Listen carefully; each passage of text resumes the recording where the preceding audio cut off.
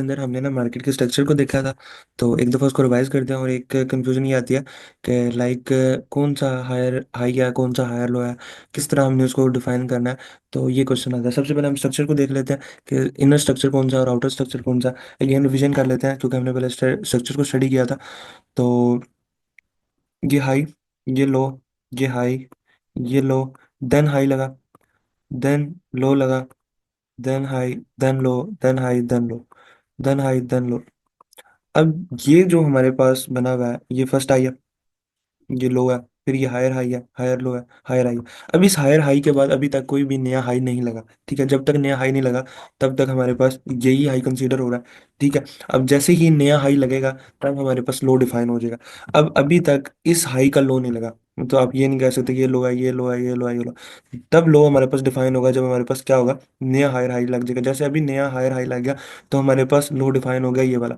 अब ये नहीं करना कि हमारे पास मिस्टेक आ रही है कि हम लोग क्या कहते हैं कि आखिरी लो को ले लेते हैं। नहीं, हमने आखिरी लो को नहीं लेना, बल्कि हमने वो लो लेना जो सबसे ज्यादा लो है। फॉर एग्जाम्पल ये लास्ट लो है, ये इधर ना हो, इधर हो। तो हमने इसको नहीं लेना कि लास्ट लो है, हम इसको लेंगे क्योंकि सबसे ज्यादा लो सबसे ज्यादा नीचे ये पड़ा हुआ। मतलब जो सबसे ज्यादा नीचे होगा हम उसको लेंगे। फॉर एग्जाम्पल अगर ये सबसे ज्यादा नीचे होता तो हम इसको लो मार्क करते। ठीक है, तो अभी तक के लिए सबसे नीचे ये है, तो ये हमारे पास क्या कहलाएगा, हायर लो। ये हायर हाई है, ये हायर लो है। और उसके बाद आपने क्या करना है, इस हाई से पहले ये हाई है, ये इसका हाई, और ये इसका लो। अब नेक्स्ट मार्केट यहाँ पे अगर मूव करती है तो ये एक इनर स्ट्रक्चर के अंदर मूव कर रही है। ठीक है, यहाँ पे इन हाइज के ऊपर क्या पड़ी हुई है, लिक्विडिटी पड़ी हुई है। ये हमारे पास एक्सटर्नल लिक्विडिटी कहलाएगी। और ये जो इंटरनल स्ट्रक्चर है इसके ऊपर जो लिक्विडिटी पड़ी होगी तो ये हमारे पास क्या कहलाएगी, इंटरनल लिक्विडिटी। इतनी सी गेम थी। आगे जो है लिक्विडिटी का टॉपिक है उसमें क्लियरली पता लग जाएगा कि लिक्विडिटी को हमने देखना कैसे। अब हम सेकंड टॉपिक की तरफ आते हैं कि हमें नहीं पता, सेम ऑपोजिट इसके डाउन ट्रेंड होगा। तो मतलब मैं ज़्यादातर फर्स्ट साइड को ही, मतलब एक ही अप ट्रेंड को या डाउन ट्रेंड को डिस्कस करता हूँ। अगर मैं अप ट्रेंड को डिस्कस कर रहा हूँ तो डाउन ट्रेंड इसका अपोजिट होगा, सेम टू सेम। अगर डाउन ट्रेंड को डिस्कस करूँ तो जो अप ट्रेंड होगा वो सेम टू सेम इसके अपोजिट होगा। मैं दोनों इसलिए नहीं करता क्योंकि वीडियो का लेक्चर और वीडियो का ड्यूरेशन और लेक्चर का ड्यूरेशन जो है वो लंबा हो जाता है। तो इसलिए वन साइड को डिस्कस कर लेते हैं। और वैसे भी अभी आप एडवांस स्टडी कर रहे हैं तो आप, अगर मैं अप साइड बता रहा हूँ तो आप इस कैपेबल हो चुके हैं कि आप क्या कर सकें, डाउन साइड को खुद ही समझ सकें या ड्रा कर सकें। तो नेक्स्ट में आता हूँ अपने उसके ऊपर जो हायर लोज या स्विंग्स के ऊपर जो हमें इशूज आ रहा है। लाइक इशू क्या आ रहा है कि लाइक ये तो समझ आ रहा है कि ये हमारे पास क्लियर हायर लो है, ये हुआ। क्या हम इसको भी हायर लो मानेंगे, इसको भी हम हायर लो मानेंगे? मतलब कुछ कुछ ना कुछ रूल्स होने चाहिए। या ये क्या पूरा हायर लो है, या ये एक पूरा स्विंग है, मतलब कि ये एक पूरा स्विंग है, या यहाँ से लेके यहाँ तक पूरा स्विंग है, या ये अलग हायर लो है, ये अलग हायर लो है, ये अलग हायर लो है। तो इन सारी चीज़ों को डिस्कस करेंगे। तो इसके लिए हमारे पास दो मेथड है। ठीक है, सबसे पहले मैं ओल्डर मेथड को डिस्कस करता हूँ। ओल्डर मेथड के अंदर सिंपल क्या करना है कि आपने यहाँ पे जाना है फिबोनाची टूल के अंदर, यहाँ से आपने क्या करना है, गेन बॉक्स को ऑन करना है। ठीक है, इस तरह गेन बॉक्स आपके पास आ रहा होगा। आपने क्या करना है, सेटिंग में जाके सारा कुछ रिमूव कर देना, सिर्फ और सिर्फ जो है वो 0.5 वाला एरिया पेंडिंग रहने देना। अब ये हमारे पास क्या कहला रहा है, 0.5 वाला एरिया। ठीक है, अब मैं बल्कि इसको फुल ही रिमूव कर देता हूँ।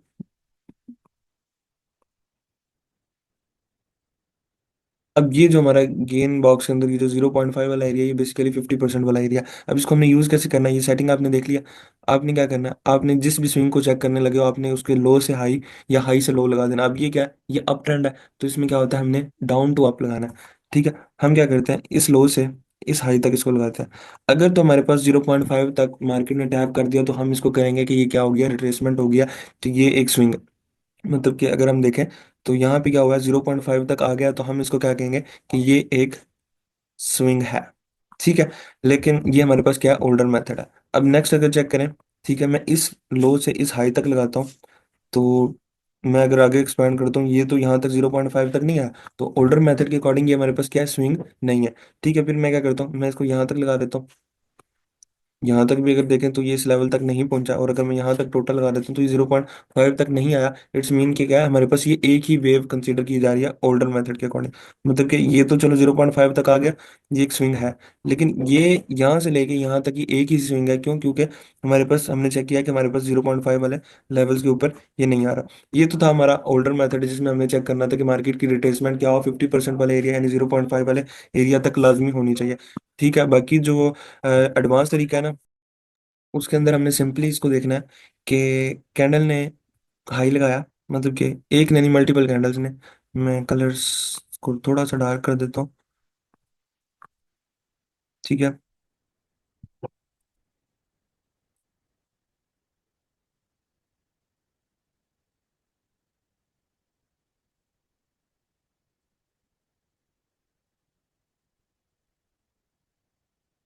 अब ये हमारे पास क्या आ गई हैं, तीन कैंडल्स आ गए हैं। ठीक है। अब ये हमारे पास क्या कला रहे हैं, ये एक वेव कला रही है। ठीक है, हमें कैसे पता लगा ये वेव कैसे कला रही है? देखिए फॉर एग्जांपल इसने ये हाई लगाया, सेकंड कैंडल ने एक और हाई लगा दिया, थर्ड कैंडल ने एक और हाई लगा दिया। इनमें से कोई भी नेक्स्ट कैंडल आके अगर इनका लो स्वीप कर दे, मतलब कि अभी तक रीसेंट हाई है, नेक्स्ट कैंडल क्या करे, इसका क्या करे, लो स्वीप करे। लो स्वीप करेगी तो ये कैंडल हमारे पास क्या हो जाएगी, रेड हो जाएगी। लो स्वीप करेगी देन हमारे पास ये क्या कहलाएगा, हायर लो कहलाएगा। इसके लिए कोई जरूरी नहीं है 0.5 वाला एरिया होना चाहिए। मतलब कि ये ग्रीन कैंडल हाई लगा, ठीक है, आपने देख लिया हाई लगा, तो इसको हायर लो फाइंड आउट करने के लिए हमारे पास क्या जरूरी है कि जो नेक्स्ट कैंडल है वो क्या करे, इसके लो को स्वीप करे। वो क्या कर सकती है, इसकी विक से भी स्वीप कर सकती है।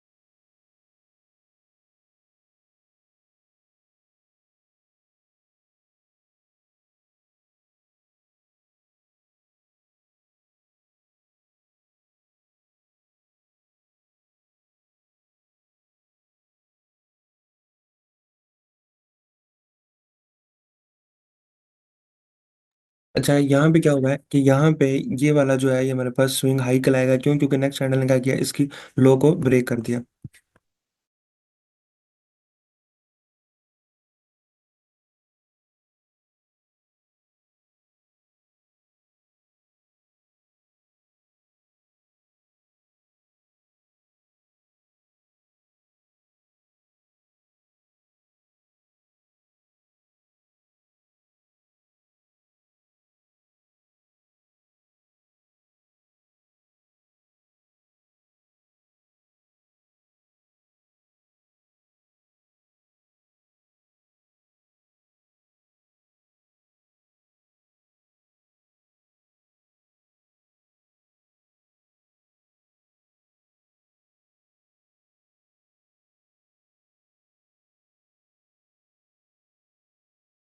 अब मैंने यहाँ पे क्या किया, मैंने आपके पास एक स्विंग हाइज और स्विंग लोज के लिए बेसिकली रिट्रेसमेंट के लिए मैंने इसको ड्रा किया। तो ये क्या कि लाइक देखिए, अभी तक ये हाई ब्रेक, ये हाई ब्रेक, ये हाई ब्रेक, मार्केट क्या करी, अपने हाई को ब्रेक करती जा रही है, और कभी अभी तक इसने अभी तक प्रीवियस लो को स्वीप नहीं किया। तो ये हमारे पास एक पूरा का पूरा एक स्विंग कहलाएगा लेटेस्ट मेथड के अकॉर्डिंग। लेटेस्ट मेथड के अकॉर्डिंग हमारे पास जो है ये पूरा का पूरा एक स्विंग है, और ये भी पूरा का पूरा एक स्विंग है, मतलब कि एक पूरी की पूरी एक वेव आ रही है। ठीक है। लेकिन अगर यहाँ पे कोई भी कैंडल क्या करती, किसी को भी लिक्विडिटी क्या कर देती, स्वीप कर देती। फॉर एग्जांपल ये कैंडल क्या कर देती, प्रीवियस लो को उड़ा देती। लाइक यहाँ से मैं ले लेता हूँ, ये क्या करती है, अब इसने क्या किया, इस कैंडल के लो को उड़ा दिया। विक भी हो सकती है यहाँ पे, तो मैंने शॉर्टकट टाइम की वजह से मैंने यहाँ पे विक्स ड्रा नहीं की। तो विक को भी उड़ा दे तो हमारे पास क्या कहलाएगा, ये हायर हाई कहलाएगा। अब ये ब्रेक इसने क्या कर दिया, इसने इसको ब्रेक कर दिया, नेक्स्ट एक हाई लगा तो ये हायर हाई हमारे पास कहलाएगा। ठीक है, फिर नेक्स्ट कैंडल आके इसके क्या कर देती, इसके लो को स्वीप कर देती, तो ये अगेन एक और हायर हाई आ जाता ना। इसी तरह हायर लो में ये आ रहा है सिर्फ सिंपल, यहाँ पे कोई भी कैंडल एक हाई लगा देती, मतलब कि प्रीवियस को स्वीप कर देती, लाइक इसको स्वीप कर देती, तो ये पहले बन जाना था लोअर लो। ठीक है। देन हमारे पास अगेन लो लगा। ठीक है, अब जैसे ही इस लो के हाई को अगर मार्केट स्वीप कर देती तो हमारे पास एक और लोअर लो लग जाना था, जैसे कि अभी यहाँ पे कर दिया तो ये हमारे पास अगेन लोअर लो हो जाना था। अब यहाँ पे ये नहीं हुआ। ठीक है, नेक्स्ट यहाँ पे क्या होता है कि ये प्रीवियस को स्वीप कर देती है, सॉरी, ये यहाँ पे पड़ा रहेगा। अब इसने क्या किया, प्रीवियस की हाई को स्वीप कर दिया। तो पहले वाला लोअर लो ये था, अब ये है, इससे प्रीवियस वाला ये हमारे पास जो है ये लेटेस्ट मेथड के अकॉर्डिंग है, इसके अंदर कोई 50% वाला एरिया नहीं दिखना। उम्मीद है क्लियरली समझ आ गया, अगर नहीं आया तो आप मुझे कमेंट में पूछ सकते हैं, तो मैं आपको और डिटेल में ना इसके ऊपर वीडियो बना दूंगा। तो बस इतना सा था। आगे हम जो लेक्चर है वो देखते हैं जरा कि पिप्स क्या है, फॉरेक्स को थोड़ा सा स्टडी करते हैं और क्रिप्टो को थोड़ा सा स्टडी करते हैं।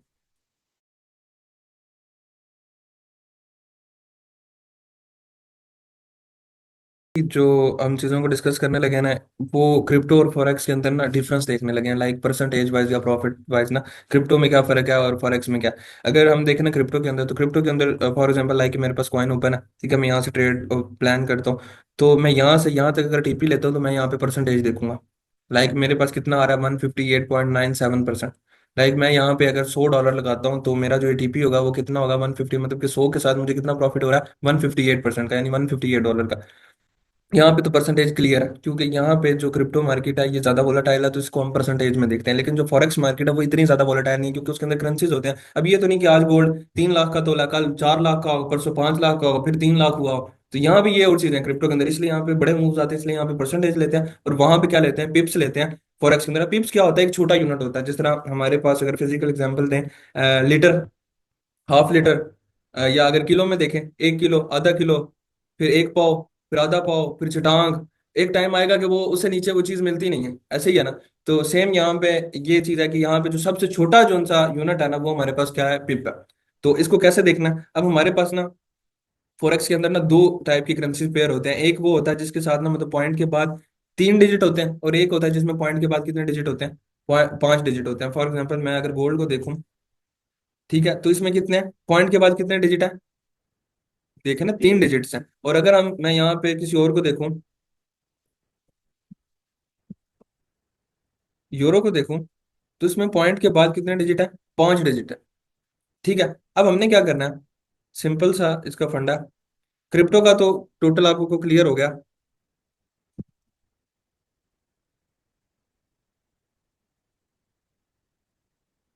क्रिप्टो में क्या होता है, परसेंटेज। ठीक है, सिंपल क्रिप्टो यूज परसेंटेज। अब यही बात अगर फॉरेक्स में देखें, तो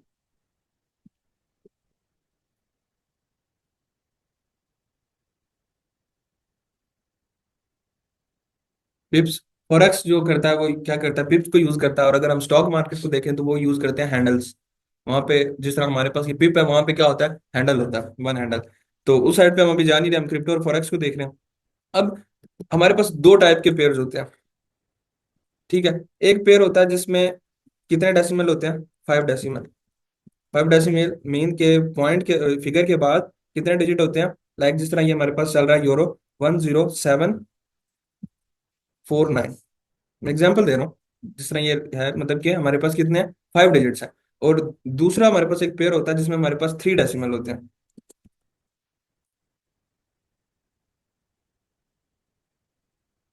हमारे पास 3 डेसिमल होते हैं, उसमें क्या होता है, लाइक कोई अमाउंट है, 2364 फॉर एग्जाम्पल। आगे जो है तीन होते हैं, मतलब कि 456 ले लिया, आगे कितने होते हैं, 3 डिजिट। अब इसका सिंपल सा रूल है, आपने क्या करना है, पिप को फाइंड करने के लिए आपने क्या करना है कि जो है ना, जिसमें 5 डिजिट आ रहे हैं उसका एक पांचवा उड़ा देना, जिसमें तीन आ रहे हैं उसका एक तीसरा उड़ा देना। पांचवा आखिरी डिजिट को अगर यहाँ पे उड़ा दिया, इसको, इसमें से आखिरी डिजिट को उड़ा दिया, ठीक है। इसको उड़ाने के बाद जो रिमेनिंग बचेगा वो मूवमेंट होगी, वो आपके पास पिप होगी। मतलब कि अब यहाँ पे मैं इसको उड़ा देता हूँ 9 को, इसको उड़ा देता हूँ 6 को, कैलकुलेशन के लिए उड़ाना, उड़ा दिया। अब अगर फॉर एग्जाम्पल ये 74 से 75 होता है या 4 से 5 होता है, तो ये एक पिप कहलाएगा इस पेयर का। मतलब जितने भी पेयर्स रैंडम बता रहा हूँ, दो टाइप के पेयर्स हैं इसके अंदर। एक के अंदर पॉइंट के बाद 3 डेसिमल है, एक में पॉइंट के बाद 5 डेसिमल है, ठीक है। तो उसमें क्या होगा, मतलब 5 फिगर्स हैं। तो फिगर्स का क्या होगा कि जिसके 5 फिगर्स हैं उसका पांचवा उड़ा देना, जिसके 3 फिगर्स हैं उसका तीसरा उड़ा देना। एक एक उड़ा दिया, जो पीछे आखिरी फिगर बचेगा वो एक पिप होगा। लाइक ये मतलब कि अब मैं यहाँ से एग्जांपल देता हूँ कि ये जो है 1.1075, यहाँ पे क्या हो गया, एक पिप कम हुआ आ गया। अगर ये 76 हो गया तो कितने हो गए पिप, 2 पिप हो गए। इसी तरह अगर ये आ जाता है 1100, अब कितना फर्क है,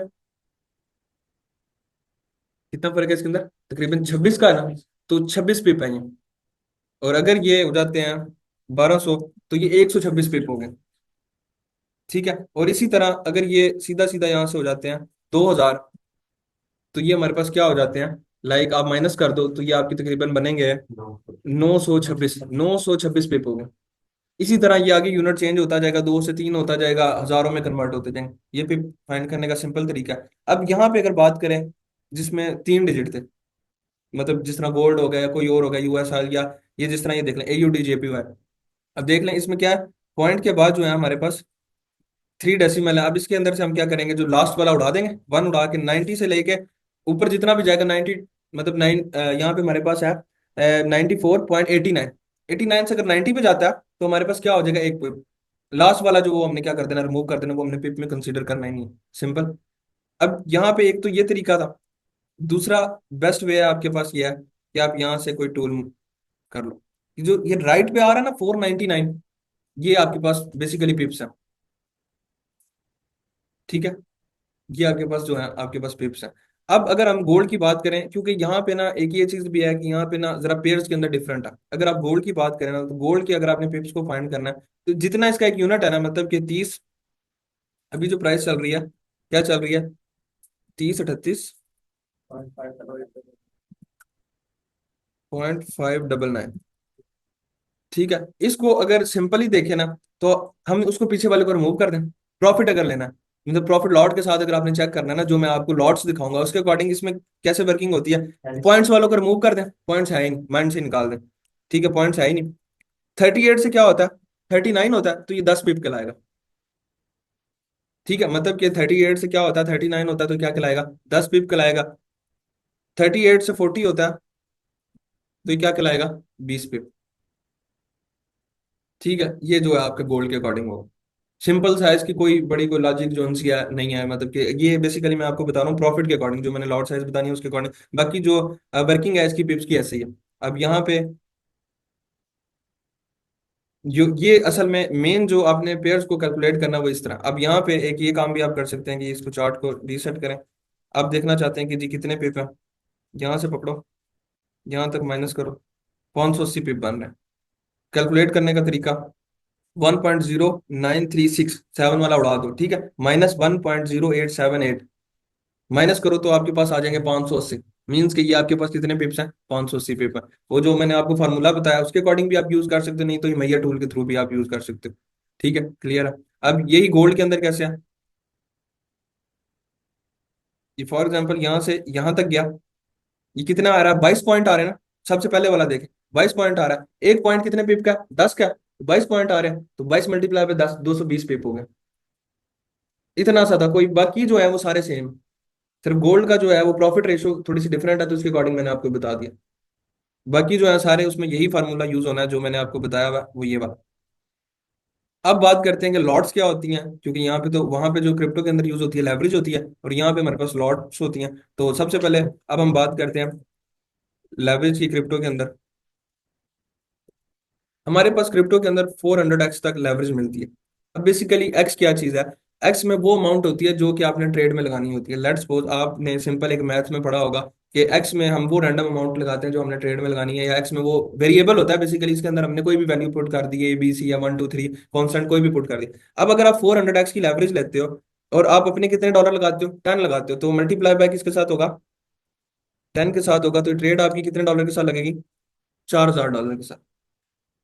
अब हमें तो इतना पता है कि जी $4000 से हमारी ट्रेड लग गई है, लेकिन हमारे अकाउंट तब तक चलेगा जब तक हमारे पास अपने $10 है। जैसे ही हमारे $10 वेप आउट हो जाएंगे तो हमारा अकाउंट क्या हो जाएगा, लिक्विडेट हो जाएगा, हमारा अकाउंट वॉश हो जाएगा। हमारी जो क्रिप्टो के अंदर लिक्विडेशन ऐसे होती है। बैकअप में पड़े हुए हैं ना, आप आइसोलेटेड में पड़े हो, तो तब तक ट्रेड चलती रहेगी जब तक बैक जो उनसे है वो बैकअप जीरो नहीं हो जाता। आइसोलेटेड का बता रहा हूँ कि जी 10 वाइंड अप खत्म। अगर आपने क्रॉस में लगाए हैं उसमें आपका पूरा वॉलेट यूज होगा। और पूरा वॉलेट कैसे यूज होगा, मतलब पूरे वॉलेट के अंदर जो लास्ट तक आपके पास पड़ा हुआ है ना, 10 डॉलर लगाए और $100 पड़े हैं, $100 जब तक वेप आउट नहीं होंगे तब तक आपकी क्या होगी, ट्रेड जो है वो कंटिन्यू रहेगी। बाकी स्टॉप लॉस के ऑप्शन तो आपके पास है ही। मैं सिर्फ लेवरेज के ऊपर लिक्विडेशन बता रहा था। अब थोड़ा सा जो उनसे है ना, मैं स्पोर्ट के साथ कंपैरिजन करवाता हूँ आपको, थोड़ी सी चीजें क्लियर हो जाएंगी। हम लेते हैं जी BTC को। ठीक है, थोड़ा सा ना यहाँ से इसको अप साइड पे कर देते हैं। और इसको थोड़ा सा साइड पे कर देते हैं। हम लेते हैं जी बीटीसी को। इसकी प्राइस चल रही है 20,000। ठीक है, 20,000 इसकी प्राइस चल रही है। और हम क्या करते हैं कि हम जो सा स्पॉट में एक बीटीसी बाय कर लेते हैं, क्योंकि हमारे पास जो कैपिटल है, मैं यहाँ पे कैपिटल भी लिख देता हूँ बीटीसी। और हमारे पास जो कैपिटल है वो भी 20 के का है। और बीटीसी की जो प्राइस चल रही है वो हमारे पास चल रही है, वो भी 20 के की चल रही है, और हमारे पास कैपिटल भी 20 के है। ठीक है, हम ना बाय करना चाहते हैं बीटीसी स्पॉट के अंदर। तो कितने कॉइन आएंगे? एक कॉइन आएगा। ठीक है, यही अगर हम क्या करते हैं, 2x लेवरेज लेते हैं। ज्यादा लेवरेज की बात नहीं कर रहा, मैं क्या कह रहा हूँ, 2x लेवरेज लेते हैं, तो हमारी ट्रेड कितने डॉलर के साथ लगेगी? 40,000 के साथ, क्योंकि 20,000 एक्स में आ गया जितने हमारा कैपिटल था, मल्टीप्लाई बाय 2, तो हमारी ट्रेड कितने के साथ लगी? ट्रेड हमारी लगी 40 के साथ। और यहाँ पे हमारी ट्रेड कितने के साथ लगी है? 20 के साथ। ठीक है, अब यहाँ पे कॉइन कितने हैं? दो हैं। और वहां पे कॉइन कितने हैं? कॉइन एक है। ट्रेड का साइज भी आ गया, सारा कुछ आ गया। अब फॉर एग्जाम्पल बीटीसी की प्राइस बढ़ जाती है 10,000। पहले कितनी थी? 20,000। अब कितनी हो जाती है? 30,000, मतलब 30,000 हो जाती है। तो स्पॉट में आपको कितना प्रॉफिट होगा?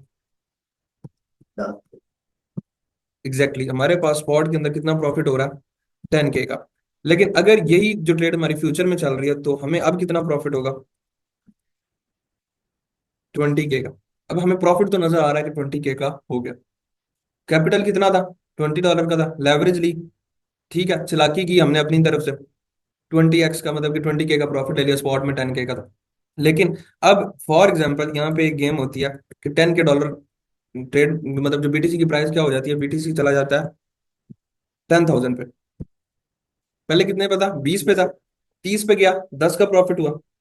अब वही जो 20 वाला था, एक केस प्रॉफिट वाला देख लिया, अब एक लॉस वाला देख रहे हैं कि इसकी प्राइस आ जाती है 10,000 नीचे।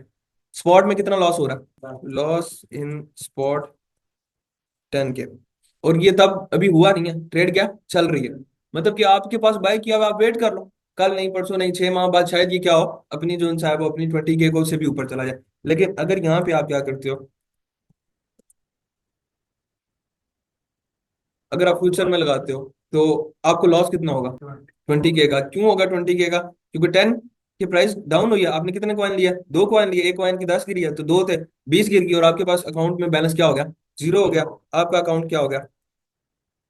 लिक्विडेट, या आप इसे कह लो जी अकाउंट वॉश। ये छोटा सा फंडा था स्पॉट और फ्यूचर का। अब आपको पता लगा कि कैसे जो सा है हमारे पास अकाउंट वॉश होता है और स्पॉट किस तरह सेफ है। अब यहाँ पे आपका अकाउंट क्या हो गया? जीरो। ठीक है, यहाँ पे आपके पास क्या पड़े हुए हैं? 10 के पड़े हुए, यहाँ पे अकाउंट जीरो हो गया। ये 10 के से दोबारा 20 के हो सकते हैं, इस जीरो से कुछ भी नहीं हो सकता। ये था स्पॉट और फ्यूचर का थोड़ा सा लिक्विडेशन का कॉन्सेप्ट। ये हमने फॉरेक्स के पिप्स को देख लिया। अब ना फॉरेक्स के अंदर जो सा है ना, हम लॉट्स को देखते हैं। ठीक है, लॉट्स, ठीक है, उसका साइज देखते हैं। और उसके बाद उसके अंदर यूएसडीटी कितने बनेंगे, मतलब यूएसडी होते हैं इसमें ना। ठीक है, लॉट्स के जो हमारे पास मल्टीपल साइजेस हैं, कि यूएसडी को भी क्रॉस ही कर देते हैं। सबसे पहला जो हमारे पास साइज है 0.001। उसके बाद सेकंड साइज है हमारे पास 0.01। ठीक है, थर्ड साइज है हमारे पास 0.1। और जो फोर्थ साइज है वो जो है हमारे पास है 1 लॉट। सबसे छोटी जो है 0.001 वाली, उससे बड़ी 0.01, उससे बड़ी 0.1, और उससे जो लास्ट वाली वन है उसको हम क्या कहते हैं? स्टैंडर्ड लॉट है। अगर आपने 2 लॉट्स लिए हैं तो 2 स्टैंडर्ड लॉट्स होगी। अगर 5 लिए हैं तो आपकी कितनी होगी? 5 स्टैंडर्ड लॉट्स होगी। मतलब कि 5 अगर आप यहाँ पे लेते हो। सिंपल पिप्स क्लियर है, लॉट्स क्लियर है। अब इसके ऊपर अगर हम ना इनकी थोड़ी सी स्टडीज को देखें, सबसे पहले जो हमारे पास स्टैंडर्ड लॉट होती है ना, इसमें यूएसडीटी कितने आते हैं? इसके अंदर कितने, इसका ना नाम भी लिख देता हूँ साथ।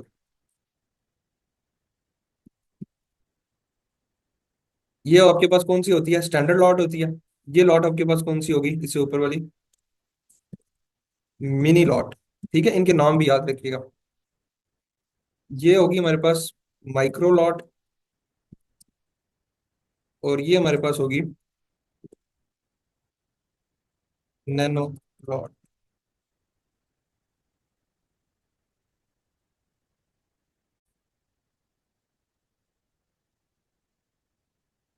अच्छा, ये हम लॉट्स को देख रहे थे। ठीक है। सबसे पहले लॉट्स के साइजेस होते हैं 0.001 नैनो लॉट कहते हैं, 0.01 को माइक्रो लॉट, 0.1 को मिनी लॉट, और 1 को हम क्या कहते हैं, स्टैंडर्ड लॉट। ये तो थे हमारे जब लॉट्स के नेम। ठीक है, सबसे छोटी ये है। ठीक है, उससे बड़ी ये है, उससे बड़ी, और ये लास्ट पे। ठीक है, अब इनको इंक्रीज करते रहोगे, मतलब 0.002 नैनो लॉट्स, इसी तरह 0.022 माइक्रो लॉट्स। ठीक है, इसी तरह जो मिनी लॉट्स हैं 0.22 मिनी लॉट्स। ठीक है, 0.32 mini lots, 4 mini lots, 5 mini lots, इसी तरह आपकी आगे इंक्रीज होती है। और इसी तरह स्टैंडर्ड लॉट में 1 2 किया तो 2 स्टैंडर्ड लॉट, 3 तो 3 स्टैंडर्ड लॉट, इसी तरह ये इंक्रीज होती है। ये तो इनके नाम थे। अब अगर हम बात करें कि अगर हम ये लॉट्स में ट्रेड लेते हैं तो हमें जो सा है नैनो के अंदर कितना प्रॉफिट होता है, और कितने बेसिकली प्रॉफिट, तो नेक्स्ट देखते हैं बेसिकली कितने यूएसडी होते हैं। अगर हम नैनो के अंदर देखें तो इसके अंदर हमारे पास ओनली 100 यूएसडी यूज होते हैं। मतलब आपको अगर आपकी ट्रेड लगाई भी है तो आपकी कितने यूज हो रहे हैं, 100। और अगर आप ये लगाते हैं माइक्रो, तो इसके अंदर आपके पास यूज होते हैं 1000 यूएसडीटी। और अगर आप लगाते हो मिनी लॉट लगाते हो तो आपको यहाँ पे यूज होंगे 10,000। और अगर आप यहाँ पे एक स्टैंडर्ड लॉट लगाते हो तो आपके कितने डॉलर लगेंगे, 1 लाख डॉलर। जिस तरह हम लेवरेज में लगा रहे थे, 400x लेवरेज ली, 500x या 200x लेवरेज ली, तो जितने डॉलर लगाए उसके अकॉर्डिंग ट्रेड लग रही थी। यहाँ पे सिर्फ लॉट्स लगती हैं, यहाँ पे आपने कोई लेवरेज नहीं, कोई कुछ नहीं करना। लेवरेज बेसिकली आपका ब्रोकर आपको प्रोवाइड कर रहा होता है, आपने सिर्फ लॉट लगानी होती है। अगर आपने 0.01001 की लॉट लगाई तो आपकी ट्रेड लगेगी 100 यूएसडी से। जो भी जिस भी चीज में आप लगा रहे हो तो आपकी ट्रेड कितने से लगेगी, 100 यूएसडी से। अगर आप 0.01 से लगाएंगे तो वो आपकी माइक्रो लॉट होगी, और उसमें आपकी ट्रेड लगेगी $1,000 से। नॉर्मल जो हम यूज करते हैं वो मिनी लॉट करते हैं, वो 0.01 की लॉट होती है, और इसमें $10,000 से ट्रेड लगती है। अब आप क्रिप्टो में आप मैनेज करें, $10,000 से आप ट्रेड लगाते हो, नहीं लगाते। अब यहाँ पे क्यों इतनी ज्यादा वोलेटाइल होती है, हालांकि ये छोटी सी मिनी लॉट है 0.1 की, और ये ट्रेड कितने डॉलर से लग रही है, $10,000 से लग रही है, क्योंकि करेंसी स्टेबल है, ये बहुत ज्यादा मूव नहीं करती। अगर यही $10,000 आप अपने क्रिप्टो में लगाए तो वो जितनी ज्यादा मूव करती है तो उसमें जो सा प्रॉफिट एंड लॉस ढेर सारा हो। और इसमें अगर आपने 0.1 की लॉट लगाई होती है, यहाँ पे कुछ प्रॉफिट एंड लॉस रीजनेबल होता है, और कुछ तो ना होने के बराबर होता है, मतलब बहुत कम हो रहा होता है, क्योंकि उसका मूव कम है। लेकिन अगर आपने यही $10,000 अपने क्रिप्टो में लगाए हो तो वो तो उड़ ना रहा हो आपका। सोल में या डॉट में किसी में भी लगा दो, तो 5% भी ऊपर गया तो वो किधर प्रॉफिट होगा $10,000 का। तो ये लॉट साइज थी। अब बात करते हैं इनके ऊपर प्रॉफिट्स की। अब अगर तो बात करते हैं ना, सबसे पहले वन स्टैंडर्ड लॉट की। वन स्टैंडर्ड लॉट में 1 पिप इज इक्वल टू $10। मतलब कि एक स्टैंडर्ड लॉट में अगर मार्केट 1 पिप मूव करती है तो आपको प्रॉफिट कितना हो रहा है, $10 का। अगर यहाँ पे 1 पिप मार्केट मूव करती है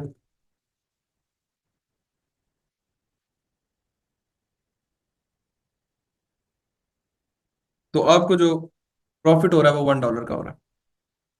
ठीक है।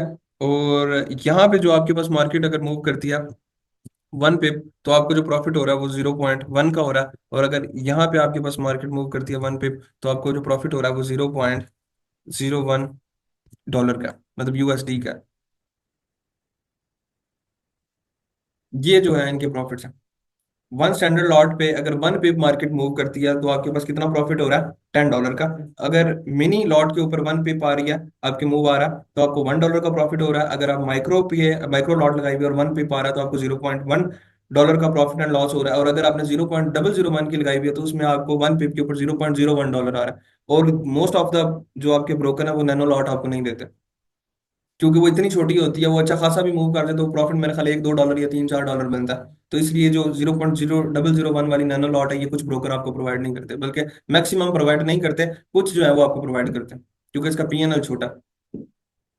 तो ये टोटल जो है पिप्स का फंडा था। ये माइंड में इतनी बड़ी चीज बनी हुई थी कि पिप्स क्या होती हैं, ठीक है, लॉट्स क्या होती हैं, लॉट्स के साइज क्या होते हैं, लॉट्स के अंदर कितने डॉलर्स लगते हैं, ठीक है, फिर कितने पिप्स पे कितना मूव आता है, सारी चीजें क्लियर। एवरेज अगर वो दे रहा है 500 मल्टीप्लाई पे 100 करो, ठीक है, फिर उसके अकॉर्डिंग उसके पीछे पता नहीं 500x तक लेवरेज यहाँ पे आपको मिलती होती है, ढेर सारी लेवरेज होती है फॉरेक्स के अंदर। आपने सिर्फ आपके पास $100 भी है ना, आपने अगर 1 लॉट लगा दिया ना, 1 लॉट अगर आपका ब्रोकर आपको दे रहा है, 1 लॉट आपने लगा दी तो आपकी ट्रेड बला कितने डॉलर से लगी हुई है, $1 लाख से लगी हुई। आपको प्रॉफिट एंड लॉस आपको 1 लाख के अकॉर्डिंग होगा, बेशक आपके पास $100 है। सेम क्रिप्टो के अंदर भी ऐसे ही है। आपने 400x की लेवरेज ली हुई है, आपने $100 या $10 लगाए में, प्रॉफिट आपको कितना हो रहा है जो आपने लेवरेज लेके अमाउंट ली हुई है, मतलब कि आपने $10 लगाए हैं, 400x लेवरेज लिया, आपके पास ट्रेड कितने डॉलर से लगी हुई है, $4000 से ट्रेड लगी हुई है, $4000 से, तो प्रॉफिट एंड लॉस किस पे हो रहा है, 4000 पे हो रहा है, बाकी बेशक आपके पास हो ही 10। देखे ना, वही आपका क्वेश्चन कि मेरे पास है 100, क्रिप्टो में भी अगर आपके पास 100 है, तो आप $4000 के साथ या $40000 के साथ कैसे ट्रेड कर रहे हो, एक्स लेवरेज के अकॉर्डिंग है ना। तो सेम यहाँ पे इसी तरह, सिंपल क्लियर। बस ये था, तो ये पिप्स थी, ये सारा कुछ था, ये फॉरेक्स में इतना सा डिफरेंस था। अब बेसिकली हम इसको स्टडी क्यों कर रहे हैं, आपने देखा होगा पिछले कोई 20 दिन से क्रिप्टो के अंदर मूव नहीं, as a spot trader market sideways हुई भी है, क्या करें वहां पे। लेकिन फॉरेक्स में गोल्ड जो है वो ऑल टाइम हाई लगाता है, बाजार यूरो मूव कर रहा है, सेशंस होते हैं, सेशंस यहाँ पे वर्क करते हैं, अच्छी खासी बड़ी मार्केट है। जितना क्रिप्टो का टोटल मार्केट कैप है ना, उससे 3 गुना ज्यादा सिर्फ गोल्ड के अंदर है। 3 ट्रिलियन जो मार्केट कैप अभी है ना, इसका 60 ट्रिलियन है, मतलब कि डबल से भी ज्यादा, 3 6, और तकरीबन डबल से भी ज्यादा सिर्फ अकेला गोल्ड के अंदर ट्रेड होता है। तो कितनी बड़ी मार्केट होगी, तो इसलिए हम इसको भी साथ साथ स्टडी कर रहे हैं, और कुछ भी नहीं है, बल्कि जो एल्गोरिथम की स्टडी हम पढ़ेंगे वो ज्यादा आपकी फॉरेक्स के ऊपर वर्किंग होती हुई ज्यादा नजर आएगी एज कम्पेयर टू क्रिप्टो, क्योंकि क्रिप्टो के अंदर वो meme coins, pump and dump वाले बड़े प्रोजेक्ट्स हैं। तो बस ये है, जितनी भी मार्केट्स हैं आपके पास सारी एल्गोरिथम पे, कोटेक्स वगैरह सारे के सारे एल्गोरिथम, लेकिन उनको स्टडी करना पड़ेगा डीपली जाके, टाइम लगेगा कि उनकी स्टडी के अंदर क्या है। तो ये चीजें हैं, बाकी उम्मीद है आप लोगों को समझ आ गई होगी।